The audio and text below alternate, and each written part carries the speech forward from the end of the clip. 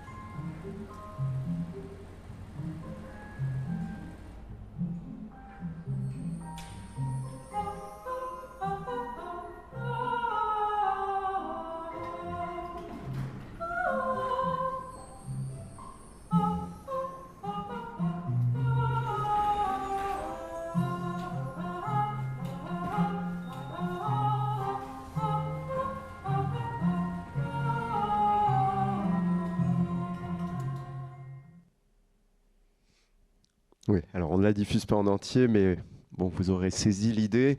Euh, Je vais te poser quelques petites questions autour de cette performance. Donc, pour résumer, après tu en parleras mieux que moi, je suppose. Donc, tu es allé dans ce hall d'un hypermarché. Visiblement, on voit le paradis du fruit. Donc, on imagine ce type de centre commercial. Dans ce hall est diffusée une musac. Donc, la musac, c'est l'espèce de musique insipide qui passe pour appeler à la consommation du visiteur et qui est diffusée dans ce type d'espace. Et donc tu l'as pas du tout parasité, tu l'as plutôt interféré, même pas interféré, mais tu es venu te positionner pour chanter en utilisant le fond sonore comme une sorte de fond musical, d'orchestre qui guiderait ta voix, en espérant, et là tu vas me dire si je me trompe, en espérant que ça suscite une forme de curiosité, de perturbation et que les gens s'arrêtent. Et ce qu'on peut constater, ce qui est un petit peu déceptif, j'imagine, c'est que les gens défilent et ils regardent plutôt la caméra. Ils sont plus intrigués par la caméra que par toi qui chante. Donc, tu peux nous dire un petit peu de quoi tu es parti au départ, ce que tu attendais de la performance et comment tu l'as vécu et ce que ça fait ressortir comme idée. Ouais, alors donc c'est la première pièce qui a été vraiment un peu constitutive de tout le reste, dans laquelle en fait a posteriori je vois énormément d'éléments qui étaient un peu intuitifs encore à cette époque-là. Et donc mon intention était effectivement de créer un attroupement dans un espace de passage. Ce qui n'a pas fonctionné du tout. Oui, très clairement, donc, on n'y est pas. Donc oui, c'est parti quand même du fait que j'ai entendu cette musique, que je me suis dit tiens c'est curieux, c'est une musique qu'on n'écoute pas, pourquoi on l'écoute pas, qui l'a écrite, il n'y a pas d'auteur, il n'y a pas de nom, il n'y a pas de corps, il y a pas, enfin voilà, c'est quelque chose vraiment par lequel on est traversé plutôt que musique anonyme, qu'on écoute quoi. Et donc l'envie de remettre un corps à cette musique, de mettre une présence physique à cette musique. J'ai mis le micro par lequel je m'enregistre dans le buisson qui est juste à côté de moi et qui fait une espèce de mixage aussi entre l'enceinte qui est juste au-dessus et ma voix qui est à côté, un peu à équidistance. Et puis les portes qui s'ouvraient et qui se fermaient, c'était aussi un moment où je regardais beaucoup Tati, espèce de musicalité par l'espace comme ça qui m'intéressait beaucoup. Oui, dans Playtime notamment de Tati. Ouais. Ouais, et puis les pas sur le sol, enfin voilà, une espèce de musicalité des portes, des sols, des espaces. Et au même moment que je performais, je me suis donc effectivement rendu compte qu'il y avait une bataille que j'engageais avec l'espace que j'étais en train de perdre. Et d'un coup, je me suis dit que en fait, l'espace faisait partie de la performance et que la puissance de cet espace me dépasse, quoi. Et qu'il fallait que je l'intègre en fait à ma pièce. Et que finalement ce serait le film de la pièce qui serait la vraie performance et pas forcément le moment où j'y suis, et que donc tous les gens, un peu comme The Girl Chewing Gum, le film de John Smith. De John Smith, où en fait il fait un film et ensuite il fait une voix off sur ce film, il filme la rue et les gens du film deviennent ses figurants parce qu'il dit maintenant madame traversez, et puis la dame traverse, mais elle traversait sans avoir besoin de oui, parce que c'est en post-synchro en fait. Là il n'y a pas de post-synchro, alors que chez John Smith tout est axé sur justement de faire ses commentaires parce qu'il a déjà vu ce qui va advenir alors qu'il l'a filmé en temps réel, et après il a rajouté les commentaires comme si lui les faisait advenir, donc il a côté démiurge. Oui. Là il n'y a pas du tout ce... Non, mais en tout cas j'avais déjà vu ce film et il y avait quand même une conscience comme ça que les personnes dans l'espace pouvaient devenir des figurants. Enfin, en tout cas, il y a une musicalité de leur déplacement par rapport à ma fixité. Enfin, ils sont drôles, ils sont interloqués. Enfin, bon, voilà. En tout cas, c'est devenu effectivement une vidéo performance. Et à partir de là, j'ai construit cette pratique où la vidéo me permet des choses que je ne peux pas faire... C'est la première vidéo oui. de performance filmée comme ça. C'est ça, ouais. D'accord, c'est le premier. C'est le premier, voilà, la première expérience qui m'a fait vachement sur le moment d'effet, et puis en regardant le film après coup aussi, de voir comment la vidéo pouvait augmenter les capacités de quelqu'un qui performe dans le réel, quoi. Donc après, je me suis amusée à faire des distensions entre image et son, tout en gardant la même synchronicité. Enfin voilà, qu'il y avait tout un tas de possible que m'offrait la vidéo, que m'offrait pas la performance dans le dans l'ici et maintenant, quoi. Et aussi, là c'est littéral, la dialectique intérieure-extérieure, enfin ce côté-là qui après se reflète dans tout ton travail, mais par d'autres, où il n'y a pas de hall nécessairement et d'entrée de sortie, mais où il y a toujours cette réflexion sur ce qui est la voix qui est intérieure, intériorisée, et ce qu'on en perçoit de l'extérieur,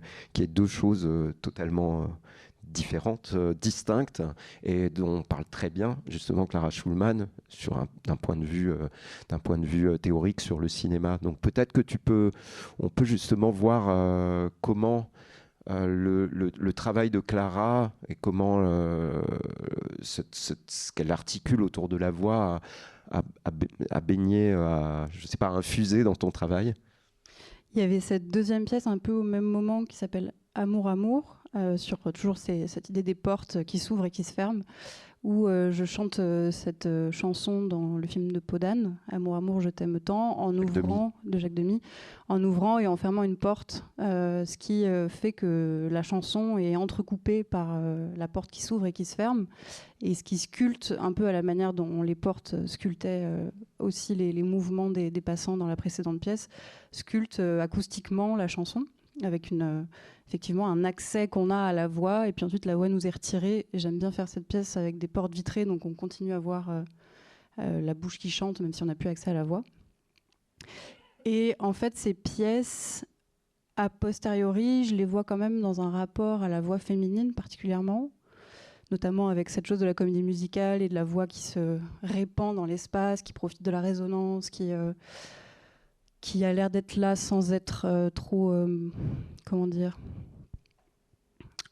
incarné, en fait, qui dérange rien, enfin qui est dans une espèce d'émotion comme ça, et en fait finalement cet humour, mais aussi cette violence de la porte qui se referme sur la voix, comme une manière en fait de mettre à distance cette voix qui est aux Beaux-Arts, mais pas que aux Beaux-Arts, mais enfin en tout cas à ce moment-là dans mon travail était problématisée comme une voix trop émotionnelle, ou qui pouvait éventuellement piéger le spectateur dans une émotion qui serait premier degré, qui serait finalement un peu dangereuse par son pouvoir de séduction, son pouvoir d'emprise en fait un peu sur les autres, quoi.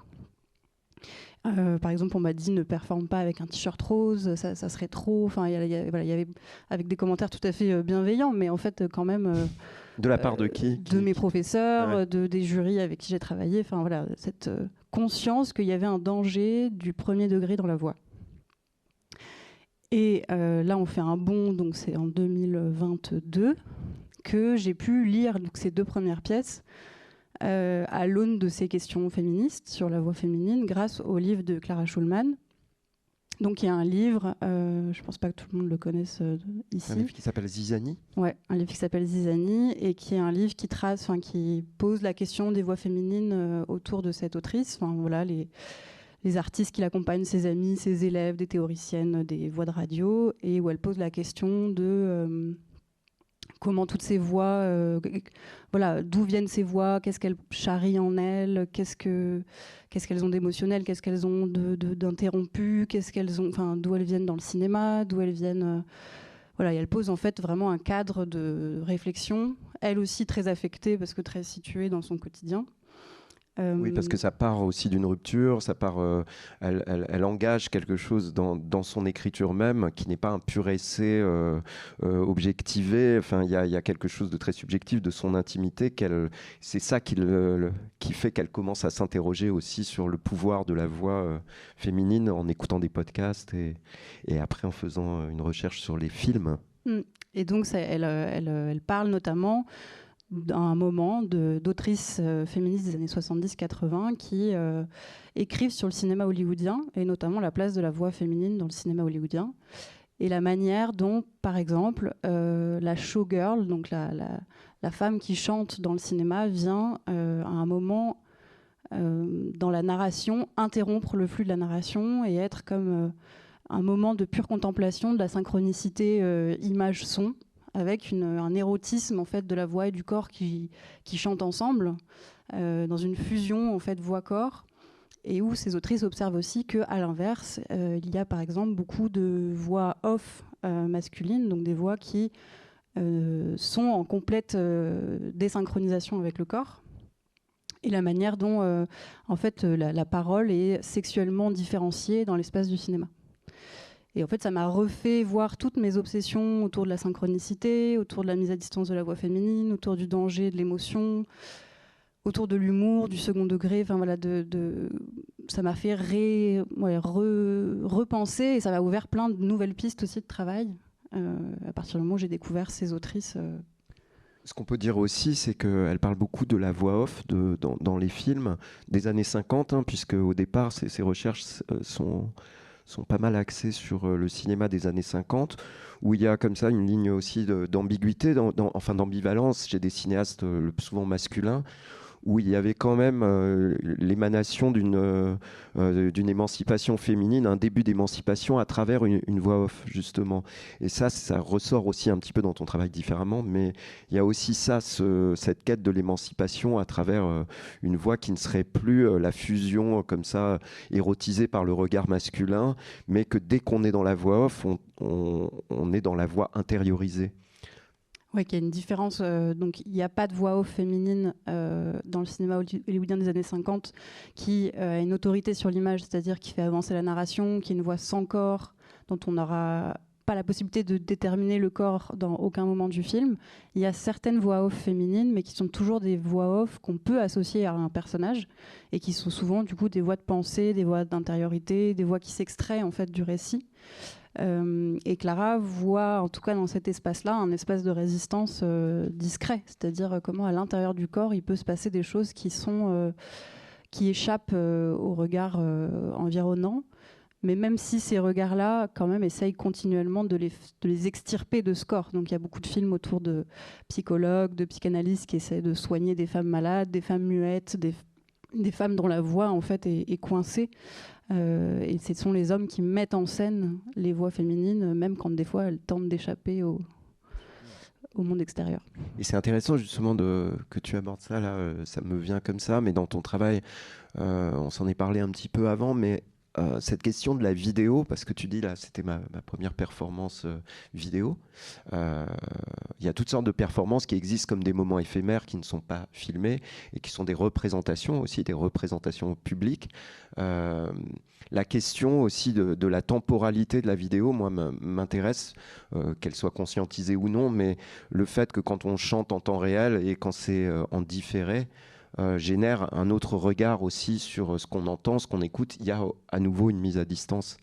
Est-ce que c'était théorisé pour toi, enfin théorisé en tout cas, conscientisé? Ben pas tant que ça, c'est-à-dire que je sais plus ce que j'ai après, ah non, c'est à voix off après. En fait, ce que je disais tout à l'heure, c'est qu'effectivement, à partir du moment où j'ai pensé la vidéo performance, j'ai pensé comment ça étendait mes possibilités, comment ça créait des rapports de troubles, de synchronicité, comment je pouvais en fait triturer un peu l'espace-temps de l'image et du son, de la voix, de la rencontre de l'espace. Mais finalement, j'ai jamais pensé, c'est la première fois que j'entends comme ça, que c'était aussi une manière de, encore une fois, remettre à distance la voix. Parce qu'elle est, elle est regardée. Puis elle est réenregistrée. Enfin, elle est enregistrée donc, par le canal d'enregistrement, par la vidéo. Donc on n'est pas en présence de ce corps qui peut être envahissant par son émotion. Il y a entre nous un écran quand même. Et oui, je voulais en venir justement aussi à la... en quoi c'est politique justement, puisque Clara Schulman elle est très dans une démarche comme ça. En quoi ça t'a éclairé sur est-ce que, parce qu'en lisant ce livre, hein, pour tout le monde, hein, je pense, je ne suis pas la seule, c'est une vraie révélation quand même. On n'écoute plus les choses différemment, on voit plus les films différemment. Même un podcast apparaît aussi.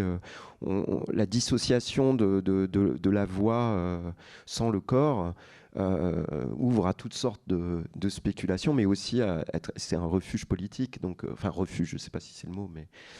Comment toi tu le conçois? Ça m'a donné une clé pour ensuite aller creuser vers d'autres endroits que le cinéma, notamment j'ai lu un autre livre qui s'appelle Le genre des sons de Anne Carson à l'occasion d'une exposition autour de Pauline Oliveros qu'on a fait à Béton Salon, et où Émilie Renard m'a donné ce livre dans les mains, et où elle parle donc aussi de la sexualité, enfin de la différence sexuelle des voix, et où elle parle, elle, de la philosophie grecque, enfin de la manière dont ces voix ont été construites à cette époque-là, et notamment par l'idée de voix acousmatiques. Donc en fait, les voix off, les voix dans le cinéma hollywoodien off, masculines, c'est des voix acousmatiques. Ça veut dire des voix sans localisation, sans corps et sans origine visible. Et en fait, ce mot acousmatique, qui est donc vraiment la définition de la voix off, c'est un mot qui a été inventé, enfin en tout cas mis introduit en œuvre, introduit par Pythagore, parce qu'il enseignait la philosophie, enfin ce qu'on maintenant on appelle la philosophie, caché derrière un rideau à ses disciples. Et donc ces disciples ne pouvaient pas le voir son corps jusqu'à, je crois que c'est 4 ans d'études avec Pythagore caché derrière le rideau.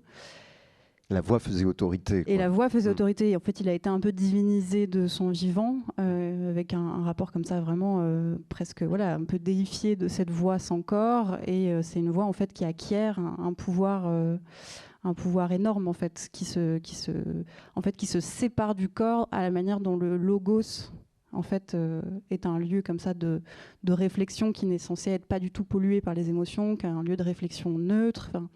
Et à l'inverse, chez les Grecs, les voix féminines étaient vraiment considérées comme impudiques. Les femmes ne devaient pas parler en public, c'était comme montrer de la peau, c'était la même gravité. Le mot pour la bouche et le sexe féminin était le même mot avec un suffixe différent en grec. On soignait les deux bouches de la même manière, c'est-à-dire qu'il y a les mêmes médecines pour les deux bouches. En tout cas, il y a vraiment une association comme ça, corps, sexe féminin, chez les femmes, alors que les hommes, il y a c'est la sophrosine, c'est la qualité morale la plus valorisée chez les hommes, c'est-à-dire la capacité à détacher le corps de la voix, à mettre une frontière entre l'émotion et la parole. Et d'ailleurs, il n'y avait pas de penseurs, penseuses, en fait. Enfin, en tout cas, pas qu'on ait retenu. Il y a les ventriloques, il y a l'oracle de Delphes. Ah oui, il y a l'oracle de Delphes. Qui apparemment a connu Pythagore. Ah d'accord. Donc non, mais ça c'est super intéressant. Non mais c'est vrai parce que c'est génial. Après on va parler de la ventriloquie justement. Mais non, mais sur cette question de Pythagore, on peut rester un petit peu dessus parce que je trouve que c'est un sujet vraiment passionnant. Mais c'est marrant. Je savais pas tout ce que tu viens de me dire au sens vraiment qu'il y avait cette ligne de séparation aussi nette, enfin que les femmes étaient autant. Moi, je pensais qu'elle pouvait aussi assister. En fait, il y avait quand même. Bon, après, c'est complètement une vision actuelle oui, bien sûr, c'est une spéculation. On n'a pas du tout aujourd'hui, mais parce qu'il y a aussi l'idée que le féminin est un espace clos sur lui-même, qui a un énorme pouvoir, comme la Terre, avec quelque chose qui grandit. Enfin, je veux dire, c'est pas que négatif. L'idée que la voix féminine est associée à son corps, c'est aussi que c'est un monde puissant interne. En tout cas, il y a cette grande différenciation entre l'externe et l'interne, entre les deux genres, mais c'est pas forcément positif ou négatif, quoi. Enfin, oui, et puis Pythagore, à cette époque-là, il n'y avait pas de distinction entre la philosophie, la science, tout ça a été entremêlé à la poésie. Et ce qui est très intéressant chez Pythagore, c'est aussi cette question de la... comment lui, il présentait son enseignement en parlant d'acousmatique. Donc ses disciples qu'il appelait, c'était les non-initiés en fait, qui étaient ceux qui étaient les acousmatiques, et les initiés, c'était les mathématiciens. Je crois que j'avais un peu essayé de chercher un petit peu toute cette zone-là chez Pythagore, qui est assez captivante. Et puis Pythagore, c'est quand même lui qui est à l'origine de la gamme. Et ça, c'est quand même assez délirant, c'est-à-dire ce qui est pour nous quelque chose vraiment acquis, le do, ré, mi, fa, sol, la, si, do, vient vraiment de chaque planète, de Mars, Saturne, enfin, chaque note correspond à une planète, et l'intervalle, c'est la distance entre chaque planète. Donc il avait théorisé tout ça d'une manière vraiment passionnante. Et après, ça peut être aussi l'objet de plein de critiques, exactement comme là ce qu'on disait sur la place de la voix, cette mise en autorité. Et effectivement, cette gamme qui est devenue la gamme occidentale, ne rend pas du tout justice à plein d'autres dans plein d'autres pays, plein d'autres et dans plein d'autres pays non européens, non occidentaux, on utilise des gammes très différentes où il y a tous les intervalles, ce qui fait que en fait ça a rigidifié aussi avec les harmoniques pures, etc. Il y a quelque chose de l'ordre de la bienséance. Les do, ré, mi, fa, sol, la, si, do, ça c'est bienséance, c'est comme ça les vraies bonnes harmoniques. Et tout ce qui est intermédiaire, donc dans plein d'autres pays, c'est pas du tout la même gamme. Enfin, voilà, c'était une pardon pour cette digression. J'arrête, voilà. Et on revient sur ton travail. Du coup, parlons-en. Peut-être on peut remontrer un petit. On va venir, puisque tu parlais de la ventriloquie, c'était parfait, puisque on peut regarder justement peut-être un petit extrait de cette performance. Là, ce n'est pas toi, c'est Johanna Bossard, et on en parle après peut-être. Alors pour le coup, c'est plus un film qu'une vidéo performance. C'est pas les mêmes types de production, c'est pas les mêmes types d'espace. Enfin, on est quelque chose de beaucoup plus mis en scène, beaucoup plus écrit, beaucoup plus chorégraphié. Et je vous montre que des extraits.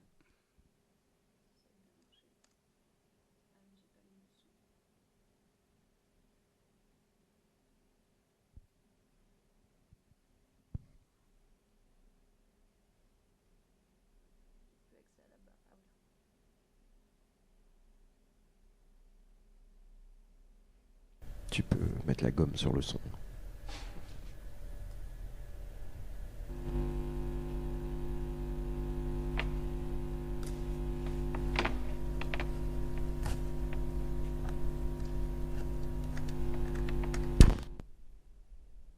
To begin with, all the incidents and characters in the story might be fictitious. And any resemblance to you or me might be purely coincidental. Actually, our story has nothing whatsoever to do with this. We only brought up the subject to show you that in all that time,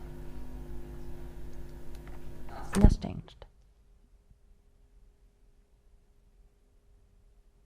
Now we want you to meet her.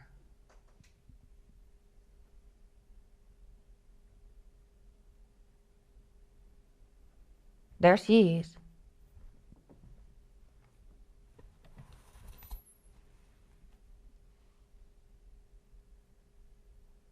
Ready and waiting. I don't know. Nothing.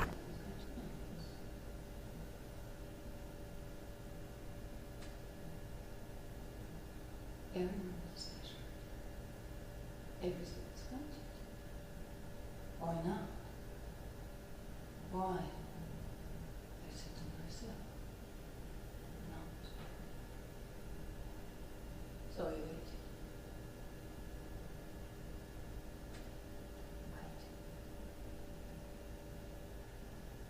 You're really meant to good luck.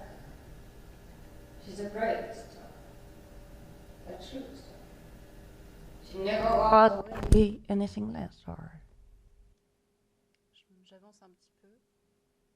Donc, c'est une pièce avec un long zoom. Je vais vous mettre un autre passage. 5, 10.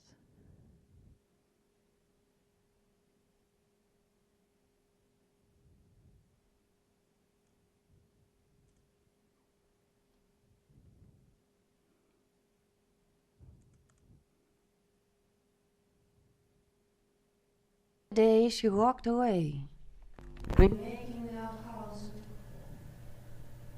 She's working at school. She had 2 long gaze. Again, she had none to challenge her. She has gained a star here since. But was is kommen, the day will not be ordinary.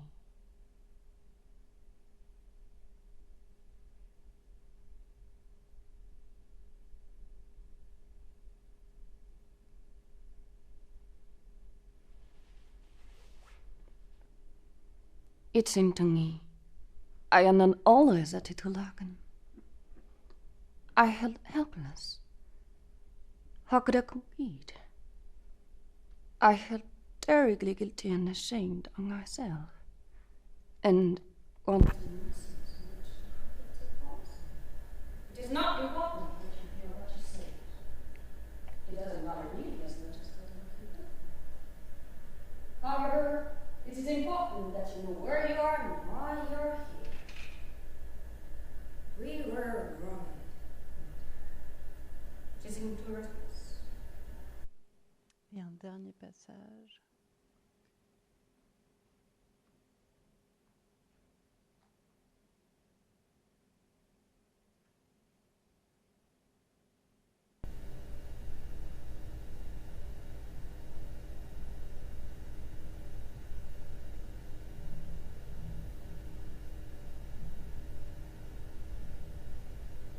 And in the middle of all this fantastic reality, there she was, more new and real than any of it. She showed no will, no pleasure, no interest, no nothing. You'd think it was her own life she was fighting for.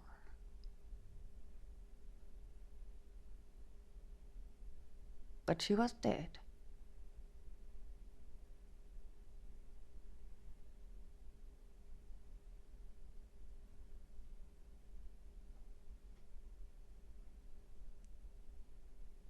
And here it was. What then? This was the end. Ouais, alors ça pose pas mal de questions, hein, en tout cas. Sur déjà, le monologue, c'est toi qui l'as écrit, d'où ça vient, quelle est la provenance?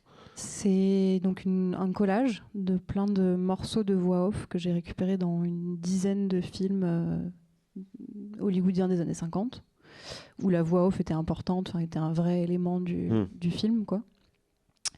Et c'est des morceaux de voix off, soit qui s'adressent à des personnages féminins, soit qui commentent un personnage féminin, soit qui proviennent d'un personnage féminin. Et ensuite, c'est une espèce de collage qui fabrique une narration qui est intenable parce qu'elle est à la fois star, elle a jamais eu d'enfant, en fait elle a eu 4 enfants, elle est morte, c'est un fantôme, elle est vivante, on sait tout d'elle. Voilà, on sait tout d'elle, tout le monde sait tout d'elle, et puis il y a un moment où elle est tellement mystérieuse, personne ne sait rien d'elle. Enfin voilà, c'est tout un peu toutes les injonctions à ces personnages féminins, des choses un peu répétitives, quoi, et qui fabriquent quand même une histoire qui semble cohérente, même dans son incohérence. Mais le rapport à la ventriloquie, puisque là, il y a à chaque fois un switch entre le son de la pièce et le son qui est donc l'intériorité, comment tu as disposé des micros, comment c'est tout en temps réel, comment ça s'est passé? Donc tout est en temps réel, le plot twist, c'est qu'elle ventriloque la voix off, donc qui semble être une voix rajoutée et post-synchronisée, mais qu'en fait, qui est faite tout en direct. Et l'idée, c'est qu'elle a un micro-cravate qu'on voit ici, qui enregistre sa voix comme une voix off, c'est-à-dire une voix hors espace complètement. Et le technicien qui est là au début, en bord scène, en fait, arrache ce micro et rebranche ce micro. Et quand il arrache ce micro, on se retrouve à entendre le son de la caméra. Donc un son enregistré par la caméra qui semble être hyper loin. Alors oui, ce que j'ai pas dit avant de vous montrer le film, c'est que c'est une installation sonore. Quand la voix off est active, on a un son qui vient au-dessus. Ah, quand l'endroit où où il y a la diffusion de la vidéo, quand je monte la vidéo, c'est une installation sonore. Donc la voix off, c'est une enceinte qui arrive au-dessus. Ah, oui, d'accord. Et quand la voix est spatiale, quand elle est enregistrée par la caméra, c'est 2 enceintes stéréo qui sont derrière l'écran. Et l'écran, c'est plutôt un écran TV assez grand, ou en tout cas une projection, mais plutôt à taille, disons qu'on peut vraiment sentir l'image dans sa globalité, pas une projection très grande comme ça. Et donc il y a vraiment une sensation en fait de traversée de l'écran. On a la sensation de rentrer dans l'image et d'être jeté hors de l'image. Mm. Et c'est la voix qui fait la continuité en fait entre les deux. On comprend bien que c'est la même voix. Et puis il y a toute cette histoire, cette question justement dans les films, ce n'est pas diégétique, la voix c'est de la post-synchronisation, là tout est en temps réel, donc il y a le diégétique et le non diégétique qui cohabitent dans le même espace, ce qui est a priori impossible. Et c'est peut-être que là, s'articule une grande part de ton travail aussi, non ? Ouais, il y a une fascination pour ces moments où dans le cinéma, on entend une musique voilà, qui est sur le générique, et puis d'un coup, il y a un personnage qui lève une aiguille d'un vinyle, et hop, la musique s'arrête, et en fait, elle a traversé hors de l'image à dans l'image. Donc le son diégétique, c'est vraiment le son qui est dans l'image. Et c'est quelque chose qui me fait frissonner à chaque fois. Enfin, il y a un truc complètement ouf, quoi, de ce passage de dedans à dehors, quoi. Et que j'avais envie de mettre en jeu ici, avec l'idée que ça donne un indice sur le fait que le son est présent dans l'espace et n'a pas été rajouté après. Alors on ne sait pas si parce qu'il est diffusé dans l'espace, et en fait c'est parce qu'elle ventriloque, donc forcément le son est là où elle est, mais... Et puis il y a aussi toute cette question de la ventriloquie qui est justement dans les pièces de Gisèle Vienne, on en avait parlé, mais il y a Jerk évidemment, et puis The Ventriloquist Convention, je crois que c'est ça le titre. Donc elle a fait 2 pièces autour de la ventriloquie. Et chez elle, ce qu'on peut aussi reconnaître un peu quelque part ici, il y a cette forme d'étrangeté, parce que souvent les voix off, c'est les voix de l'émotion, les voix du refoulé, les voix de tout ce qui est hors justement du moule. Enfin, c'est souvent les secrets qui sont murmurés, ou il y a quelque chose d'un peu onirique comme ça. Et là, en l'occurrence, chez Gisèle Vienne, c'est des histoires sordides de meurtre et tout ça. Mais est-ce que pour toi, cette voix intérieure, elle est aussi conditionnée par ça? Enfin, est-ce qu'il y a une forme de refoulé? Est-ce que c'est là-dessus que tu joues ou pas du tout? C'est marrant parce que pour moi, la voix off, c'est complètement l'inverse de ce que tu viens de décrire. En fait, ça dépend un peu de quelle voix off on parle. Ouais. Si c'est la voix off désincarnée, donc il n'y a pas de corps, c'est plutôt une voix qui n'a pas d'émotion, qui fait avancer le documentaire, qui fait avancer le récit, comme une espèce de voix narrative, quoi, qui justement n'est... Je parlais dans la fiction, souvent dans les films Hitchcock.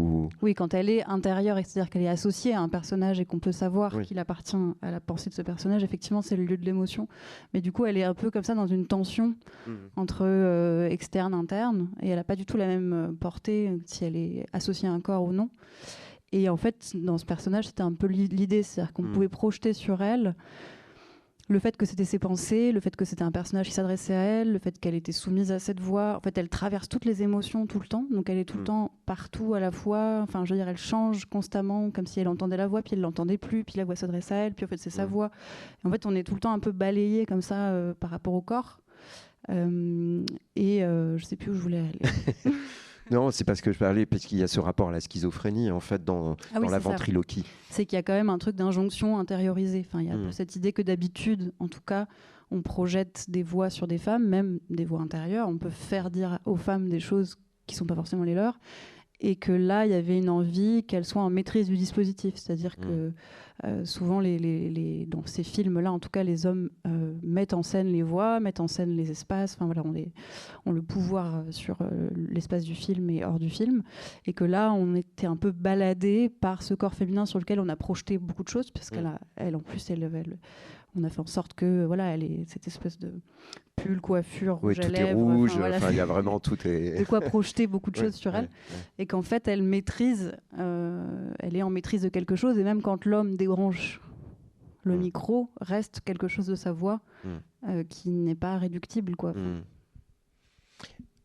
Pour rester un peu dans les origines cinématographiques, enfin pas les origines, mais le processus de voix issu du cinéma, il y a Singing in the Rain, là, donc tu as fait une pièce autour de ça. Est-ce que tu peux peut-être nous présenter comment t'es venue cette idée de redécaler toute cette fameuse scène dans Singing in the Rain? Peut-être que tu peux rappeler d'ailleurs quelle est cette scène. Du coup, c'est une des autrices, Kaja Silverman, que j'ai lu grâce à Clara Schulman, qui donc a écrit un livre qui s'appelle The Acoustic Mirror dans les années 70, et qui donc parle de tout ce dont on a parlé, c'est-à-dire de la voix féminine, et qui parle de ce film Singing in the Rain, dont on se rappelle tous pour les claquettes et le côté comédie musicale assez génial et tout ça, mais en fait qui vraiment dont le pitch, c'est la voix féminine par rapport au corps, par rapport à la synchronisation, une compétition entre deux femmes, parce que le cinéma passe du cinéma muet au cinéma parlant.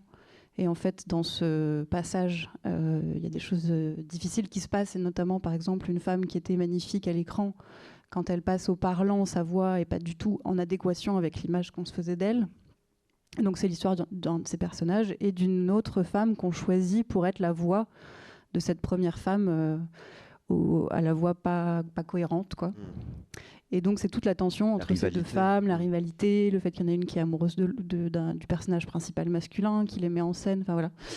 Et il y a cette scène finale assez folle où justement il y a ce rideau à nouveau qui apparaît, comme le rideau de Pythagore, avec donc la star qui a le corps magnifique, le rideau et la voix, la doublure qui est derrière le rideau et qui chante en direct avec, qui fait du lip sync, quoi, qui fait la voix de la première femme qui est devant le public.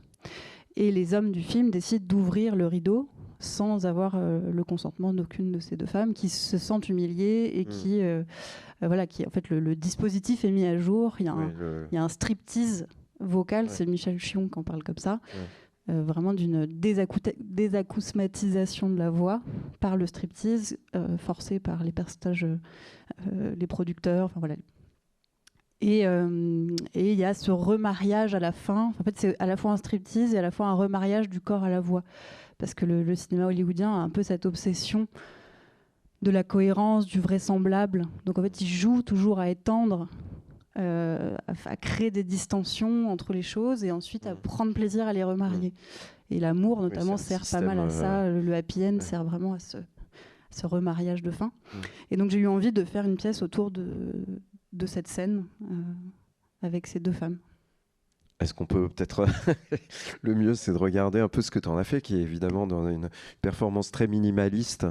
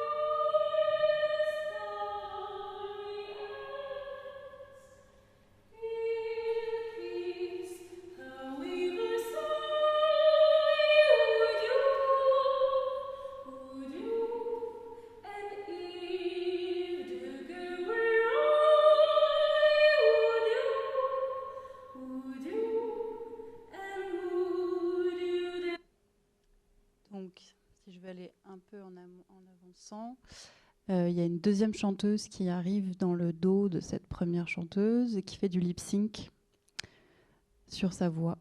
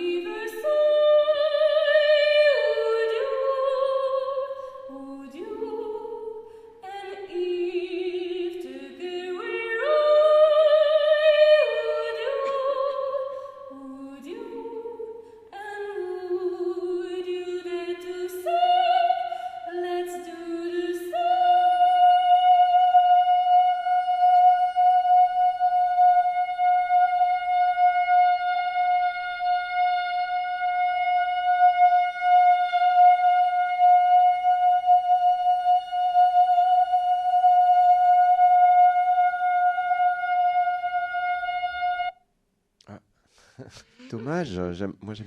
Je vous mets un peu plus loin, ouais. Donc ça dure comme ça, tenu.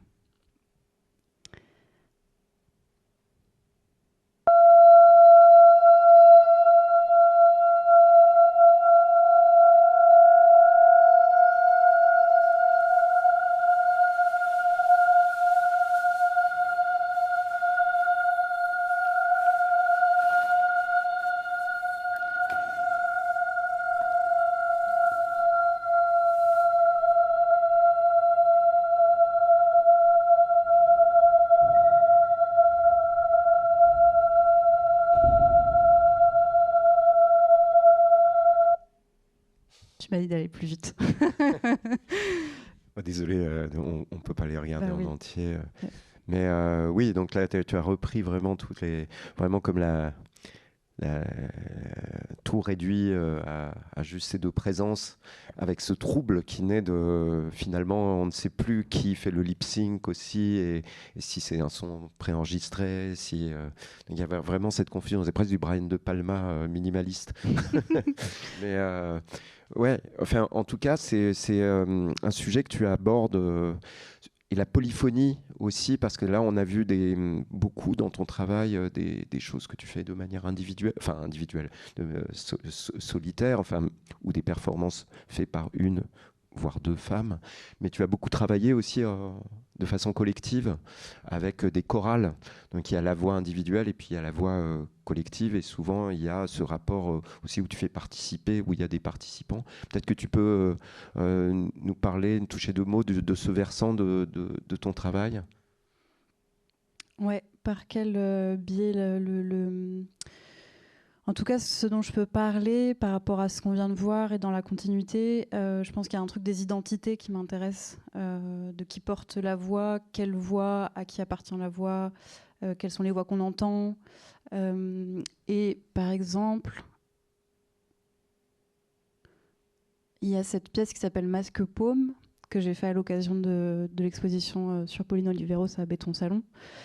Et où vraiment cette idée de la voix acousmatique, par exemple, donc la voix unique, la voix solitaire, la voix autoritaire, j'avais envie de l'éclater, c'est-à-dire finalement faire rentrer, en fait, si la voix acousmatique a un corps qu'on ne voit pas, là j'avais envie d'en mettre plein à l'intérieur, comme si finalement il y avait que ça allait étendre et comme distordre cette voix et la faire péter, quoi, un peu. Ouais.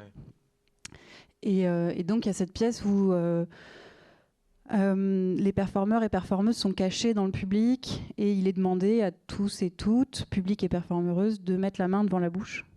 Et en fait se joue une composition collective, donc un chant, autour de sons de localisation, c'est-à-dire des O, des A, des OU, qui se déplacent comme ça dans la foule et qui viennent en fait... créer une composition où chacun pourrait être l'auteur de cette voix ou pas. Enfin voilà, on ne sait pas à qui appartient cette voix, mais elle est collective en fait, où elle est en potentiel à tout le monde. Eh oui, oui. C'est-à-dire qu'à ce moment-là, c'est un peu ce qu'on vient de voir aussi quelque part sous un toute autre forme. Mais il y a le fait qu'on masque la voix, prend d'un coup, c'est une polyphonie où il n'y a plus de source non plus, où elle n'existe que par le biais du collectif, mais qui en même temps, on ne sait pas d'où vient précisément quelle voix qui fait quoi. Et c'est en tout cas quelque chose qui m'intéresse souvent quand je travaille avec des groupes, c'est de jouer sur ces troubles de l'identification à nouveau, aussi de travailler avec des gens qui ne sont pas forcément des professionnels, qui a une singularité vraiment dans la voix, qui est quelque chose de pas forcément construit dans la manière dont on chante, quoi, mais qui est quelque chose de fragile, qui est quelque chose d'individuel.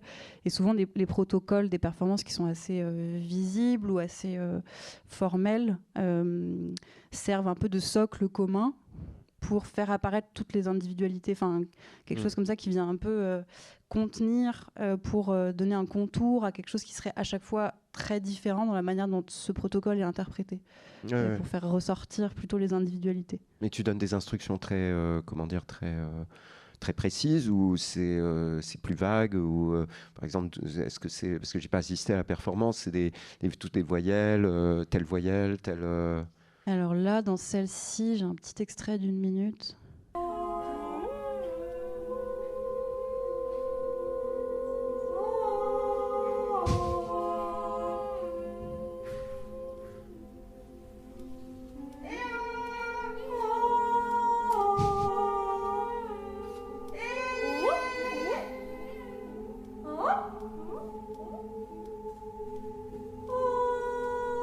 Ça joue le jeu, hein. Il n'y a personne qui dit je sais pas, qui dit des trucs salaces.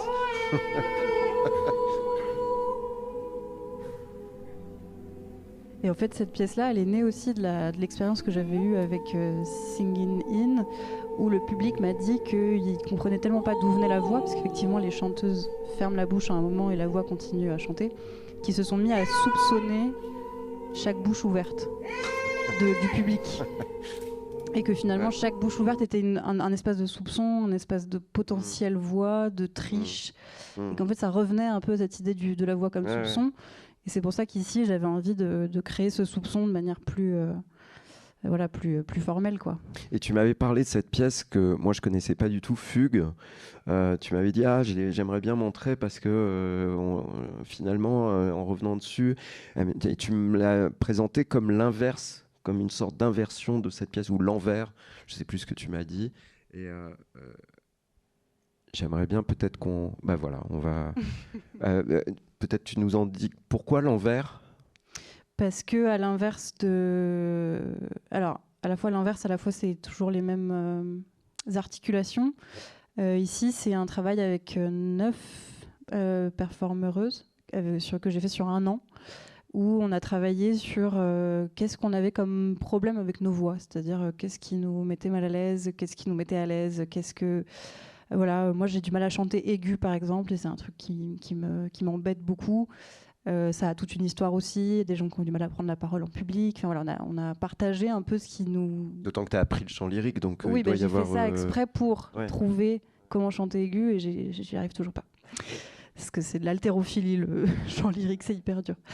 Voilà. Et en fait, on a travaillé ensuite à mettre en commun toutes ces choses-là et à partager nos voix. Et il y a tout un jeu en fait ils sont les 9 ensemble, ils sont tous les yeux fermés, la bouche ouverte, et sortent des sons chantés et on ne peut pas les attribuer puisqu'ils sont tous la bouche ouverte.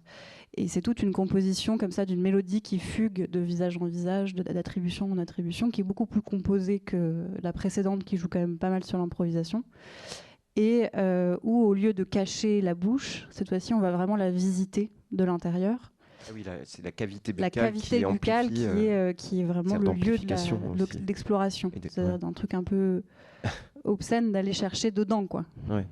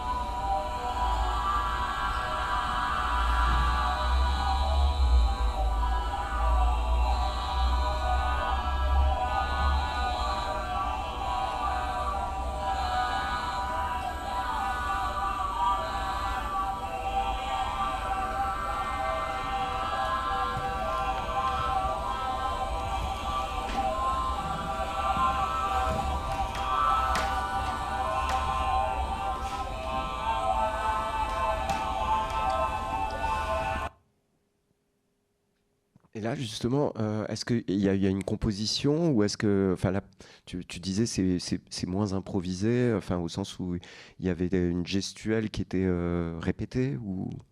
Là, c'est plutôt en termes de son, c'est-à-dire que, alors quand je travaille avec des gens qui sont pas chanteurs, il y a toujours la question qui se pose de comment faire avec ce qui est toujours un espace de...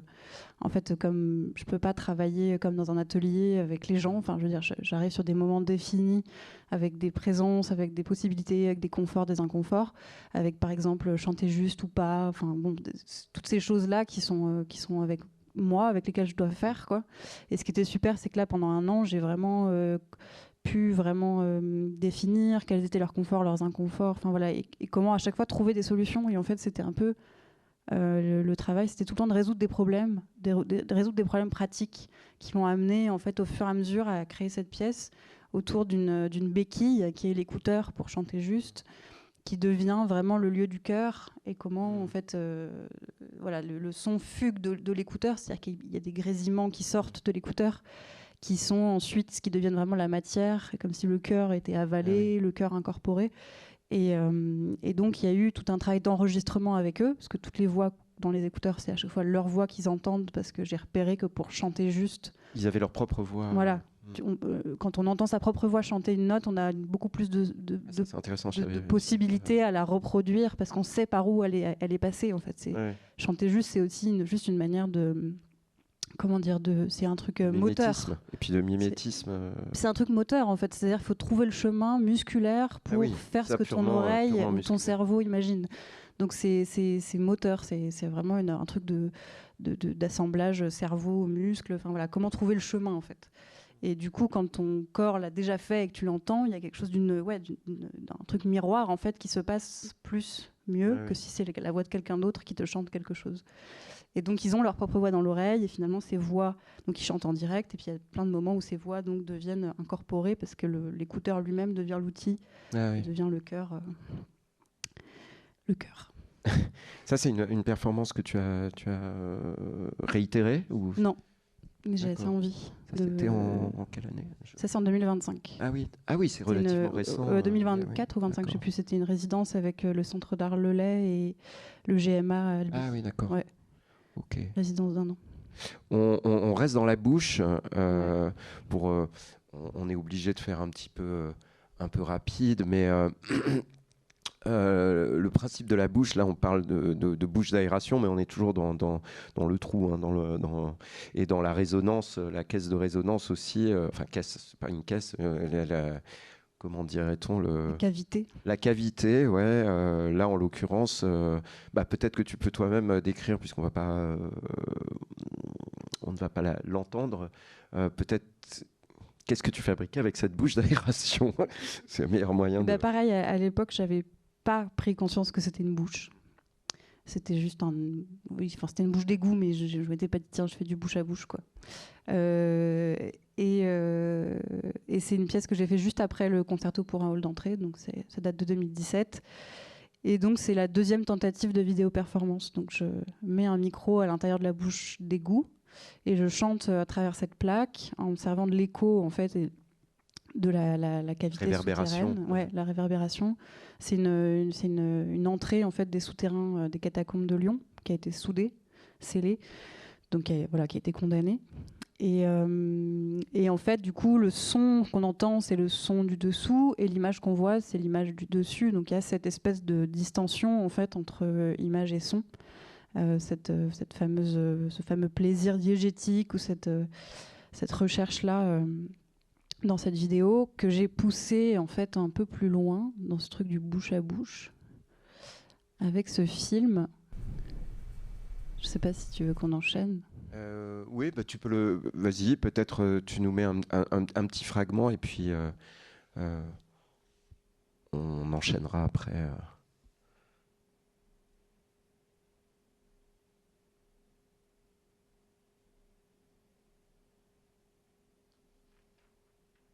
Donc ici, on est dans les sous-sols de l'IRCAM. Donc l'IRCAM, c'est un lieu très important de la musique électroacoustique, de la composition, de la recherche aussi technologique liée à la voix, notamment. C'est là que c'est le plus poussé, je crois, les recherches les voix artificielles. Les voix artificielles, ouais. Et où sont passés plein de compositeurs très connus. Et en fait, ça m'intéressait d'aller dans le sous-sol pour aller écouter, en fait, comme l'IRCAM est sous le sol. Y a pas tous les studios sont sous-sol, les salles de concert aussi. Il y a un système de renouvellement de l'air qui est assez complexe pour pas qu'il fasse de bruit, en fait, parce qu'il faut que ce soit silencieux. Et du coup, ça m'intéressait d'aller écouter le bruit de l'IRCAM dans ses propres bouches de filtrage de l'air. Donc, qui ne sont jamais explorés. Qui sont un peu les poubelles en fait sonores de l'IRCAM. Donc c'est un espèce de pied de nez finalement dans ce lieu qui s'est tellement occupé de la musique, du bruit, de venir aller écouter cette bouche dans les profondeurs de l'IRCAM et de toujours être dans cette bouche, venir toujours plus profondément ingérer les sons. Et dans un travail d'écoute et de reproduction presque ventriloqué de ce son de la bouche d'aération qui filtre l'air. Ma bouche filtre et que tu avais dans l'oreille. Le son, tu l'avais dans l'oreille. C'est un micro en fait que je mets dans ma bouche et j'entends en fait le son filtré à travers ma bouche dans mes oreilles. Oui, c'est un effet boucle. Une boucle, oui.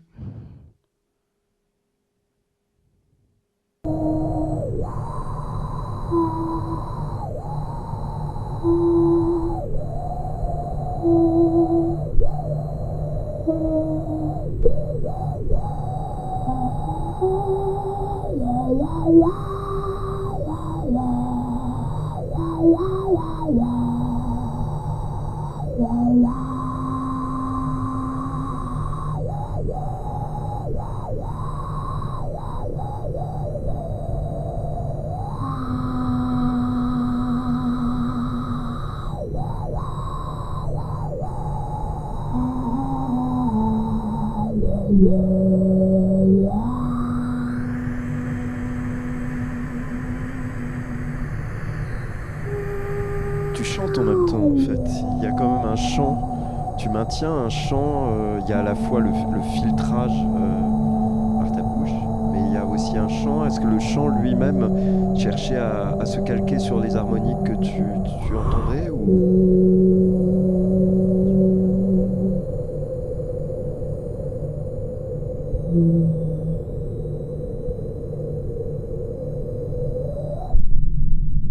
Je laissais juste ce petit passage.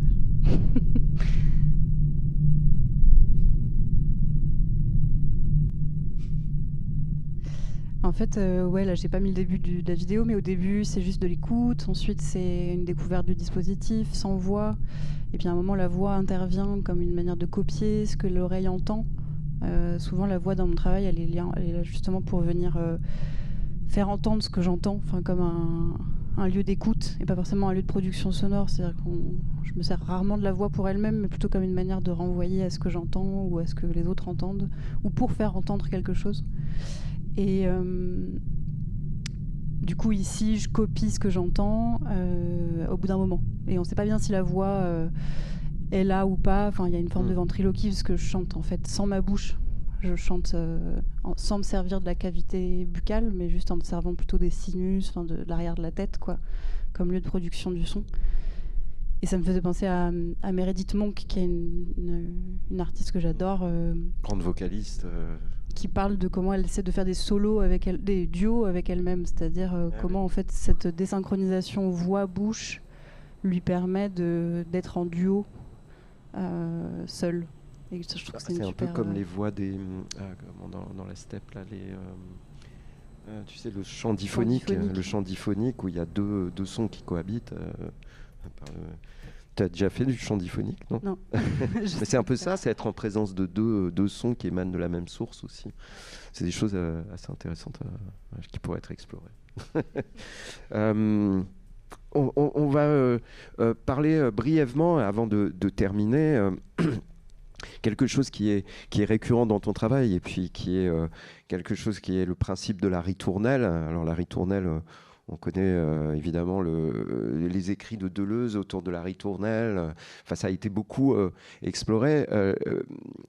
La ritournelle, c'est aussi toute une tradition orale, plutôt qu'écrite, de la musique.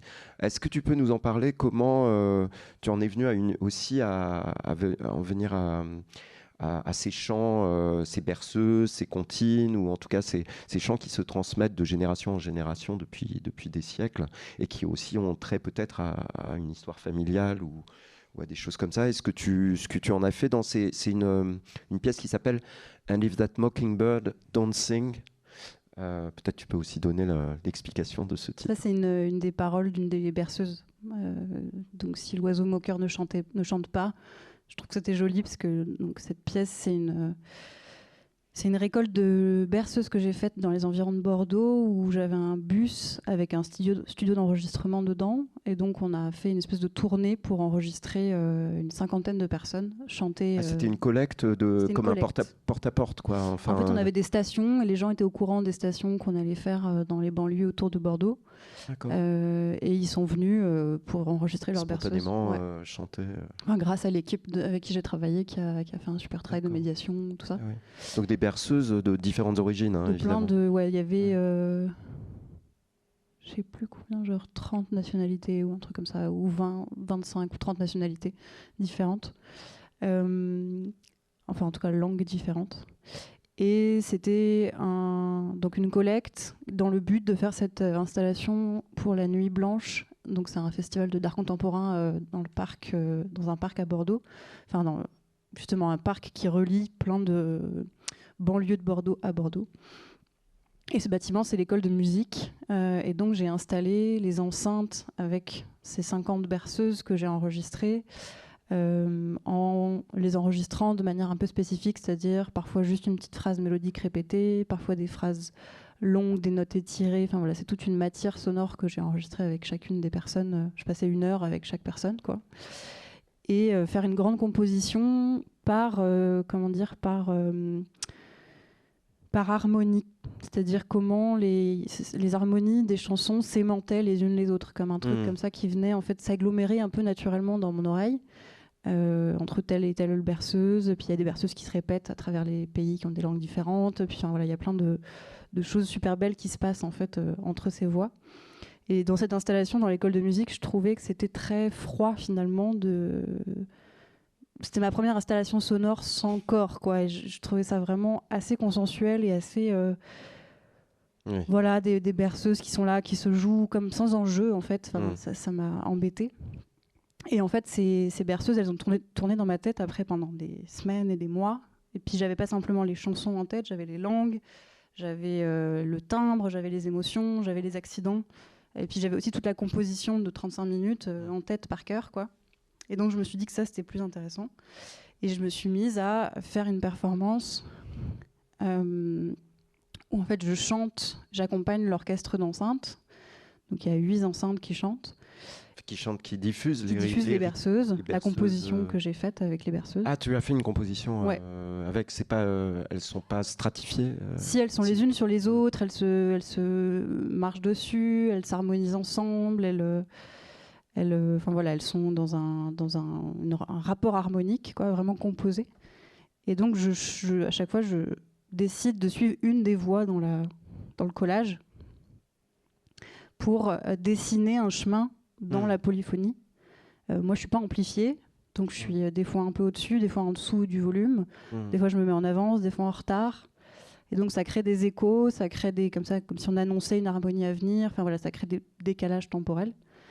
Et c'est que à la fin, en fait, de cette pièce, j'ai rajouté ma propre berceuse, donc qui est une berceuse que ma maman m'a transmise et chantée, qui est une berceuse en hébreu, qu'elle a elle-même appris un peu comme ça dans un voyage enfant. Elle a chopé le truc quelque part et elle comprend pas ce qu'elle dit, donc elle me chante que la forme des mots en hébreu. On n'a jamais su ce que voulait dire cette berceuse. Oui, donc elle ne parlait pas du tout hébreu. Ouais. Non, c'est pas c'est vraiment de l'oralité, c'est vraiment du mimétisme. Ouais.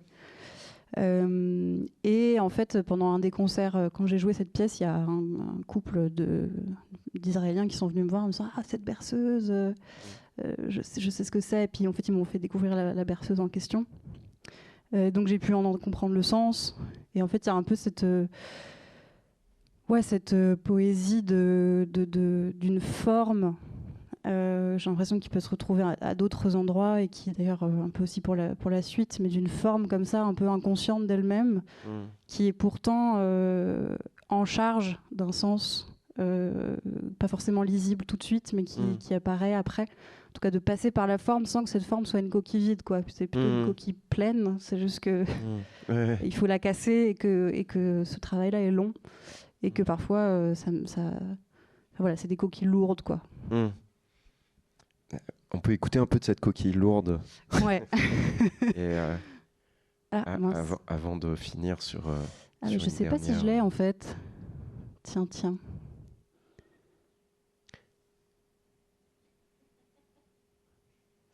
Ritournelle là-haut. Ah mais non, c'est pas ça. Non, c'est pas ça. Ah voilà, si, c'est ça. Donc là, il n'y a que le son, mais il n'y a pas ma voix.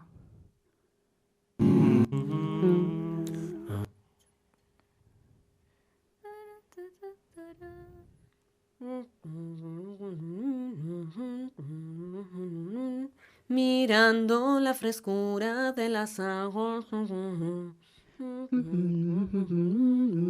Hizo detener, deténgase soldado, una pregunta quiero hacer.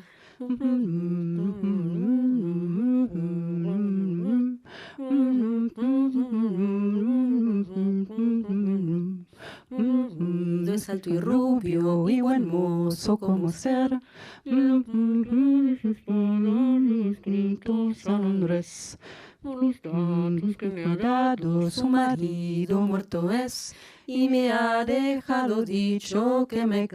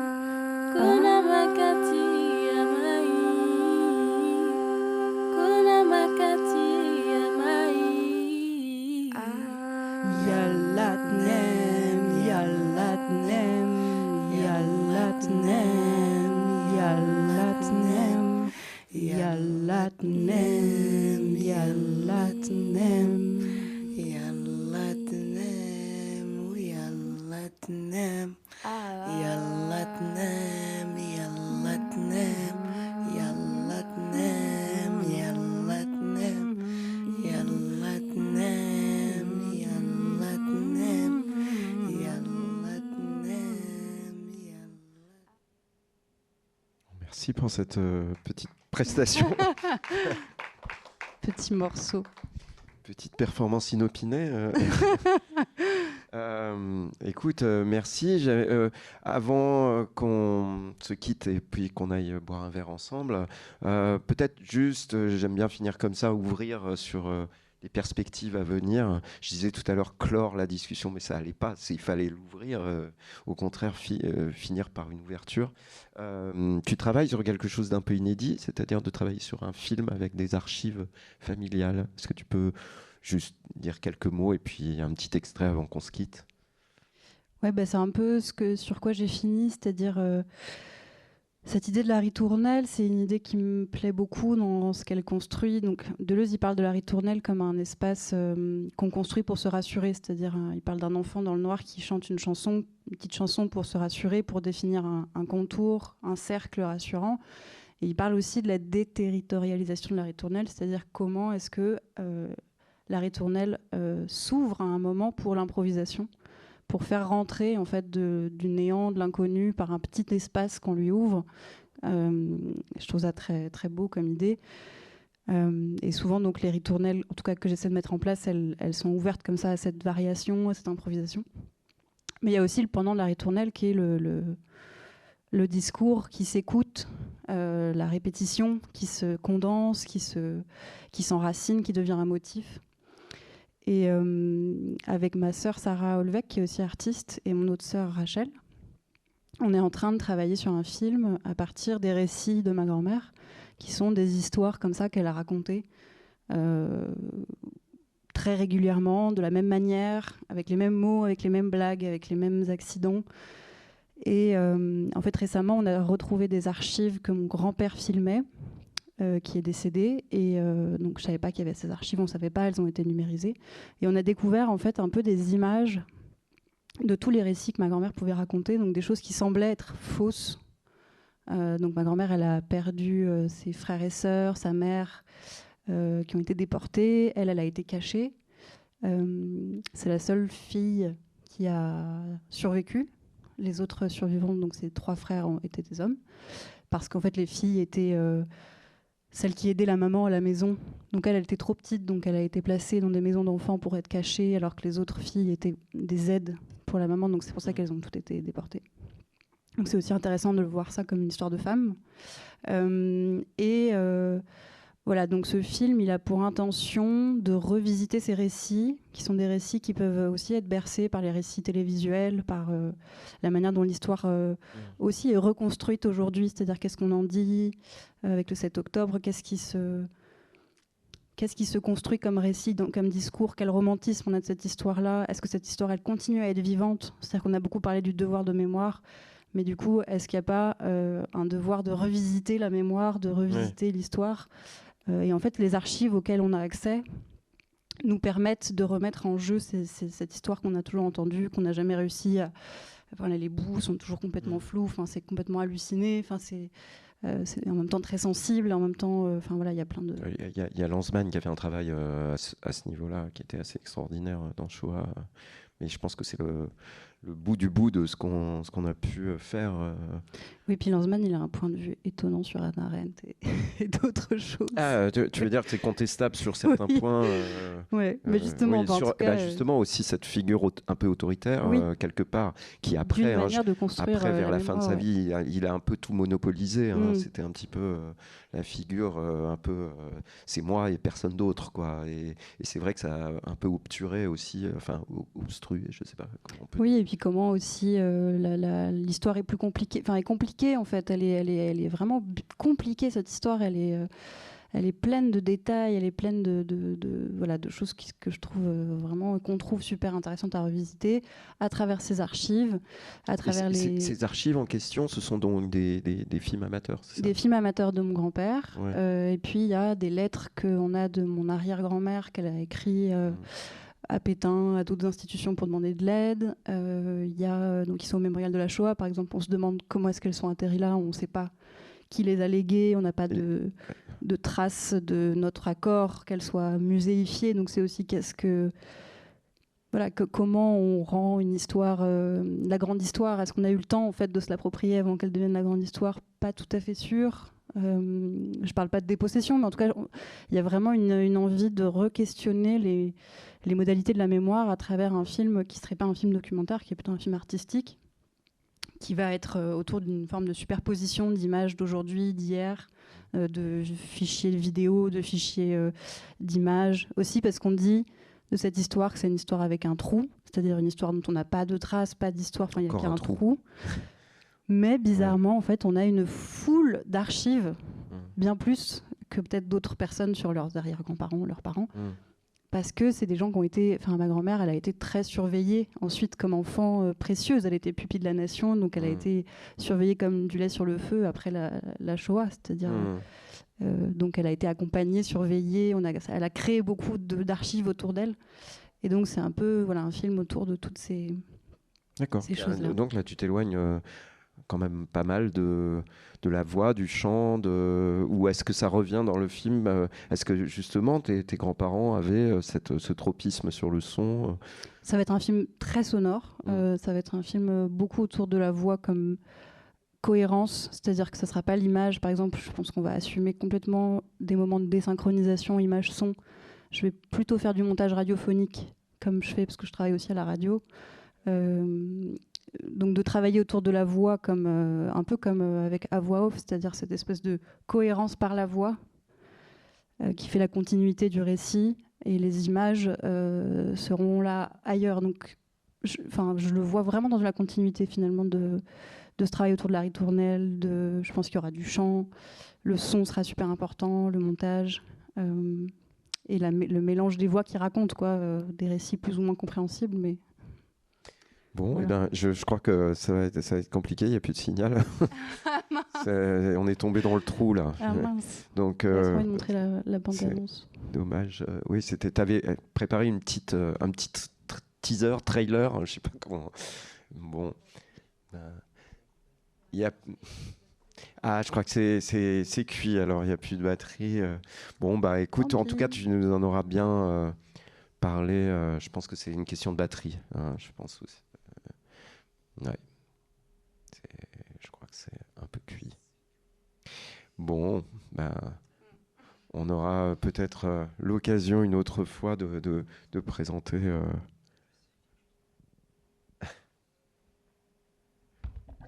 C'est le soir de tous les dangers, de tous les dernières minutes, de tous les bugs.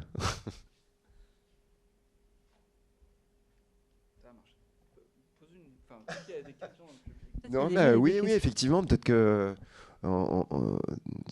peut-être qu'il y a des personnes qui veulent intervenir, peut-être poser des questions à Anna. Profitez-en. Non. En tout cas, donc ce film est en binôme avec ta sœur, qui sera donc là pour l'instant. Vous ne savez pas encore dans quelles conditions il va être montré. Ouais, on cherche à le produire. Peut-être produire comme un film plus essai, documentaire. Entre installation et documentaire, entre film à vraiment de plasticien. C'est le suivant. Ouais. Si tu vas sur... Attends, regarde.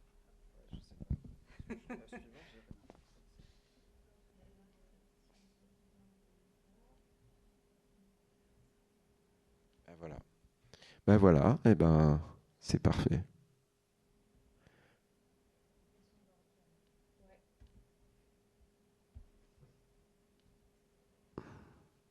Je connais pas le nom, mais c'est des plantes que j'ai depuis.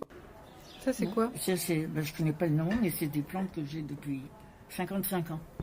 Il faut quand même les arranger, je les arrose. Tous les combien?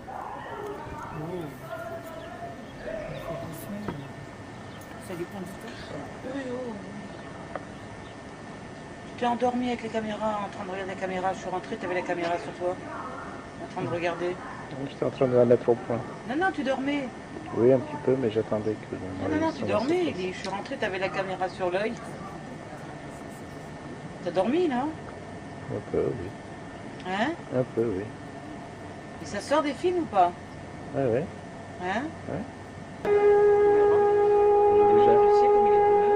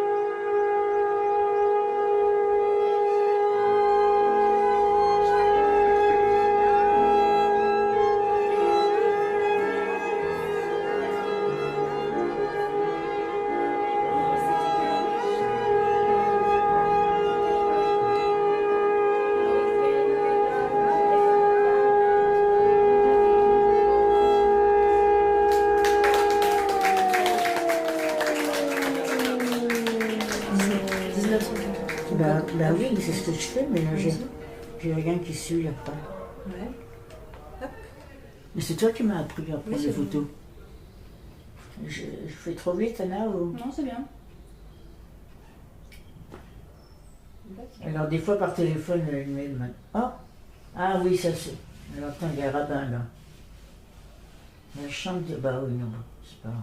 Ça c'est des amis qui vivent en Israël et qui m'envoient de temps en temps des petits trucs. Ah, alors regarde celle-là. Qu'est-ce que tu vois dans celle-là? Ouais. Ça a tellement grandi ces arbres. C'est incroyable. J'ai jamais vu autant de verdure. Eux, ils ont grandi. Et toi, t'as vu. Et moi, j'ai rapetissé. Mais je me souviens de tout. Oh la vache. Les maisons d'enfants sont dans la légalité absolue. Jusqu'en 44, c'est ça? Jusque 43. Ah oui. Des enfants de plus de 16 ans ont été arrêtés dans les maisons de Lozé.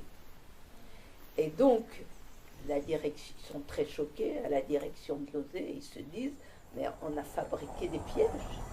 Apparemment, on peut avoir accès à ton dossier scolaire. Donc s'il y a des choses que tu nous as cachées, il faut nous les dire maintenant. Mon dossier scolaire. Ma psy, elle m'a dit qu'il Bah. fallait avoir ton accord pour Qui avoir c'est qui accès t'a à dit ton ça dossier. Ma psy. Là? Ma psychologue. Ah bon? Bah, du coup, il se mêle. Pourquoi j'y crois pas tellement aux filles, mais bon. Je préfère m'occuper de mes fleurs que d'aller voir une fille, hein. Doucement.